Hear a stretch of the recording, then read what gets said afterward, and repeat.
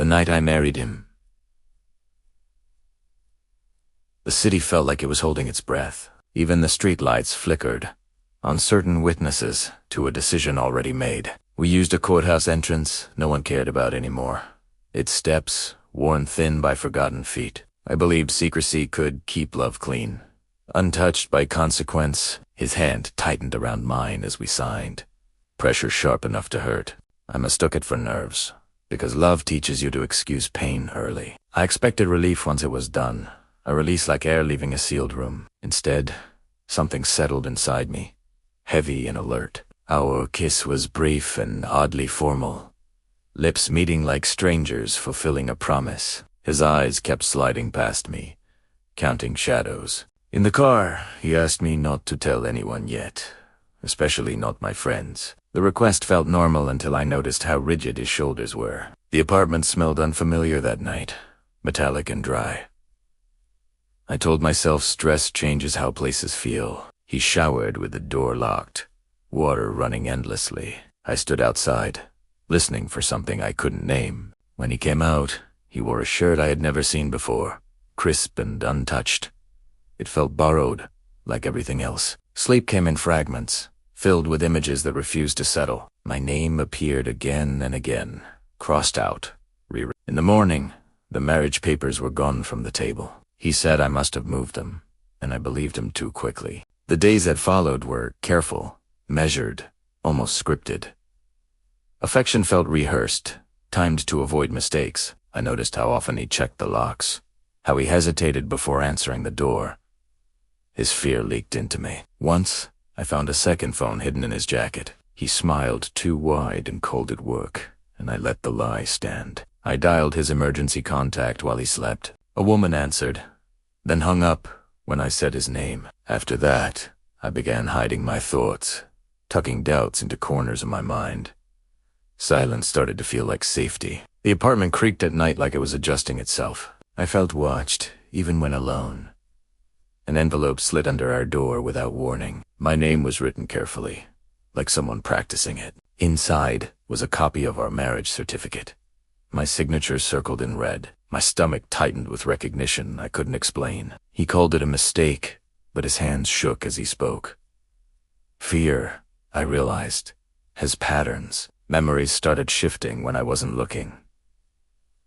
Conversations replayed differently each time. There were gaps I couldn't fill, moments that dissolved when I tried to focus.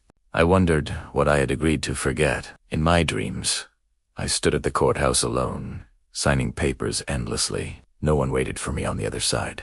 I asked about his past, and his answers came too fast.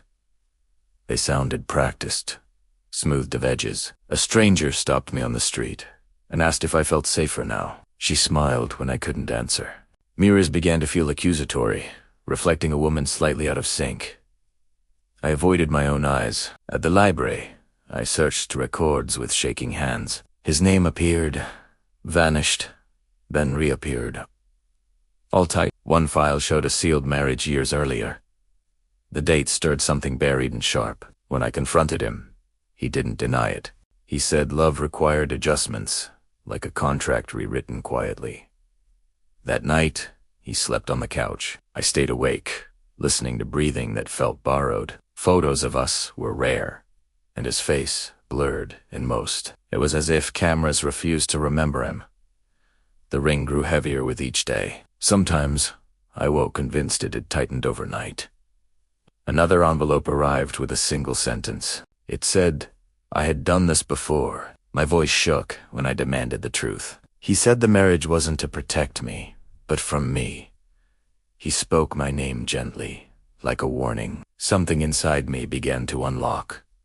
Images surfaced without permission. A courthouse. A different year. The same pen in my hand. I remembered standing beside him before, his face older, eyes tired.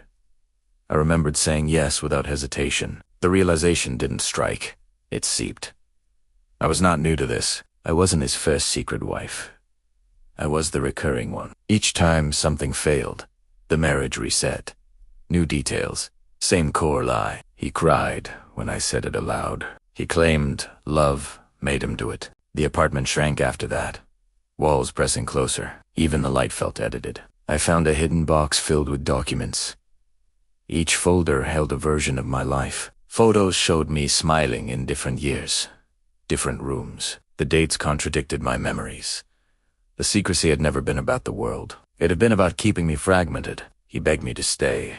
Promised this time would hold. I wondered how many times I had believed him. When I left, the hallway felt unfamiliar, like it had been rearranged. The exit sign glowed too brightly. Outside, the city felt indifferent and alive. I slid the ring off and felt both lighter and hollow. I walked to a cafe. I didn't remember choosing. The barista greeted me by name. She asked if I wanted the usual. I said yes, because it felt expected. As I drank, memories flickered at the edges of my vision. Each carried a version of him and of me. Love hadn't complicated the marriage. It had been the mechanism. I felt someone behind me, familiar and patient. I didn't turn around. Instead, I wrote my name on a napkin. The handwriting looked practiced. I left without paying, unnoticed. The street ahead looked like a beginning pretending to be an end. I don't know how long this version of me will last. Memory moves when it wants. If I see him again, I might smile or scream. Luck trained me both ways. For now, I keep walking, carrying the dread of recognition. Somewhere, a door waits, and I can't tell which side I belong to anymore.